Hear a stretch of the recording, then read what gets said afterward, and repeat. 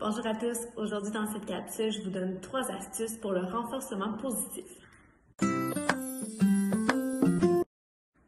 Le renforcement positif est souvent très utilisé lorsqu'on veut faire un changement au niveau du comportement. Que le comportement soit négatif et qu'il se transfère en un comportement qui est positif. Pour ce changement, il nous faut une motivation, donc je vous donne quelques astuces pour implanter un bon système de renforcement. Première chose, il faut analyser le comportement de votre jeune, donc comprendre le besoin qui est derrière. Est-ce que c'est par exemple pour avoir plus d'attention? Est-ce que c'est parce que mon enfant est surstimulé et quand il revient de l'école, il est en surcharge? Donc, bien comprendre la raison pourquoi l'enfant a tel comportement qui est inadéquat. La compréhension de ce besoin va vous permettre de mettre en place un système qui va vraiment venir répondre à son besoin.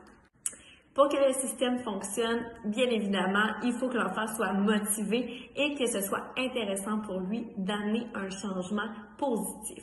Donc, il faut que ce soit en lien avec ses intérêts et aussi que le gain soit plus intéressant qu'une conséquence ou aussi que son comportement. L'objectif avec le renforcement positif, c'est que l'enfant soit en mesure par la suite de faire le comportement adéquat de façon autonome.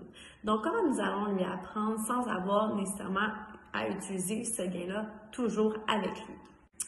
Une fois que ça va être atteint, nous pouvons demander en augmentant les exigences de ce comportement, en étirant le gain. Donc, en faisant en sorte que le gain ne soit pas remis automatiquement, on peut demander par exemple, après 2 étoiles, lorsque tu vas avoir réussi tel comportement, on va t'offrir un gain.